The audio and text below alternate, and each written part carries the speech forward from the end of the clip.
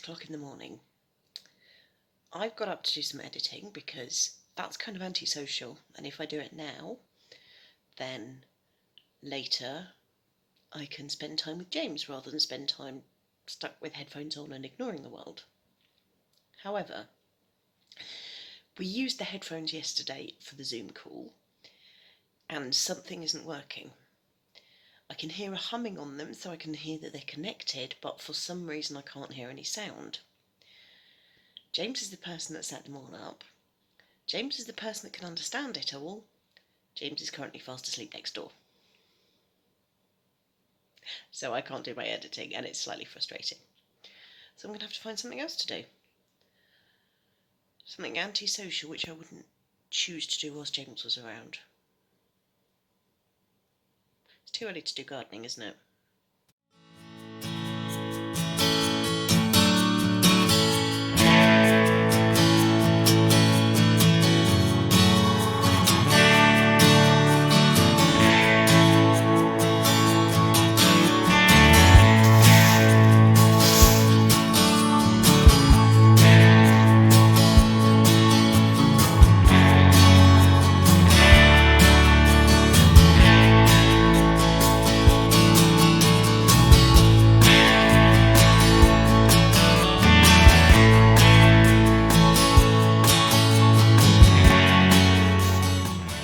So this is where the potatoes were planted last year. I know a few of them survived, but I didn't realise how many until I started digging in this bag for the stones at the bottom. This is their new home. All of these were planted last year and have survived over the winter. So I think we're going to be alright for potatoes this year.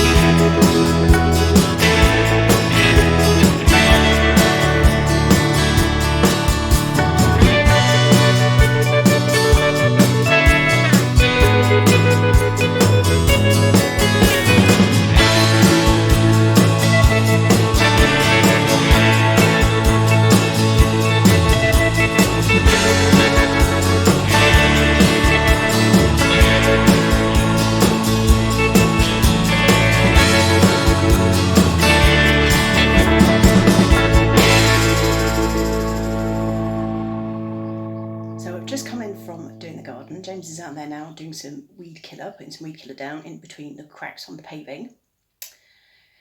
Inspired by Lola in Kinky Boots last night, I decided to put on my most fabulously red and glossy lipstick before we went out, and it was quite dusty and I fear I now have muddy makeup. The potatoes from last year carried on growing. I didn't realise they would, but they did. So they've been replanted in a bigger tub, which hopefully will be more difficult for the slugs to get to. I've planted, I think it was some either onions or shallots, I'm not sure which, and I have a feeling this isn't the right time of year to be doing it anyway, so we'll see what happens with them. There is another whole tub ready for planting something in, but the other plants I had to put in there need to be planted between September and December. We've emptied out a whole load of pots of stuff that had died. So there was plants that we had out last year which I haven't watered, well neither of us have, but James thinks it's my garden and I'm in charge of it. So yeah, some of those have all been, the soil and the compost has started to be recycled into other things. What else have we done? We've made them, we did try burning some of the stuff to start with. The idea being we burnt all of the waste that has accumulated so far. However, the fire was a lot more smoky than I expected. So that's not going to happen just now because we didn't want to have a really smoky garden whilst we were in there working. Hopefully I'll be able to go do that this evening because then that clears the way for the next lot of garden waste. What else was there? I think that's about it really. The patio's clear. Some of the stuff has been planted. A whole load of weeds have been pulled up, and we have a nicer garden as a result, which is good because the sunny weather's coming in. Oh, that was the other thing.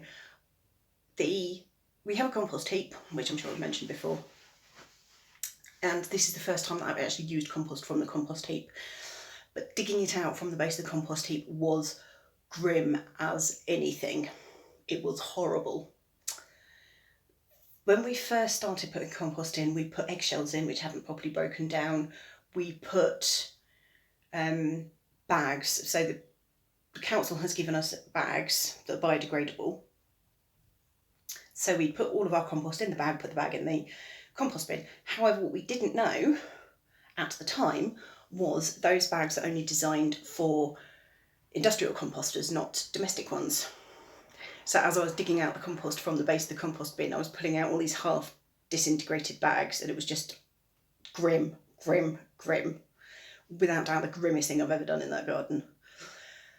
But homemade compost mixed with shop-bought compost is now giving nutrition and giving life to our onions and our potatoes, which is what it's all there for. And it's also food waste, which hasn't become waste. It's actually gone back into the natural cycle of growth and plants and all the rest of it, rather than ending up on a landfill. So can't really argue with that. Now, if you'll excuse me, I'm off to check my lipstick. Oh yeah, I'm off my hands. So I've taken out a bin bag of stuff that garden waste, or stuff we picked up in the garden earlier, which isn't organic waste. I've taken out some stuff, the fruit and veg and peelings in the kitchen to dump onto the compost bin. Ooh, flies. I had a really, really unpleasant interaction with a drowned slug. Oh my word, is there going to be a gin tea in my future? So as I promised myself, I've just had a gin and tonic. There was no recycling in the recycling box earlier. Now there's one glass bottle, because I finished the gin, and one tin can from when I have my tonic water. First world problems. Also very nice gin. Actually, I say nice gin, that's the last of the Christmas gin. There are 3 lots of gin I bought for Christmas. That's them, now finished and done. So we're ending Sunday by burning stuff. That might need a pokey. Give it a moment each. Once the there we go. See?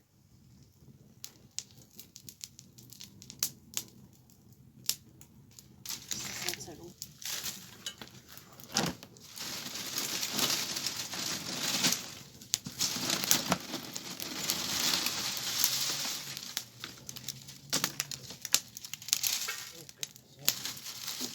Interesting. Here we go.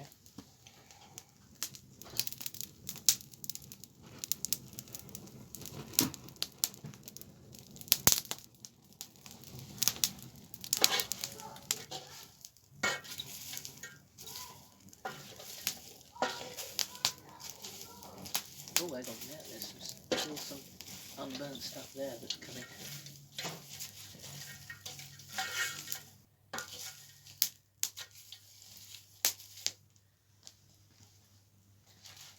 This is one of the best guide camp moments I can get without actually going on guide camp.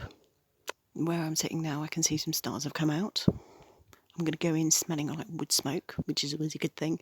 And I have campfire songs going through my head.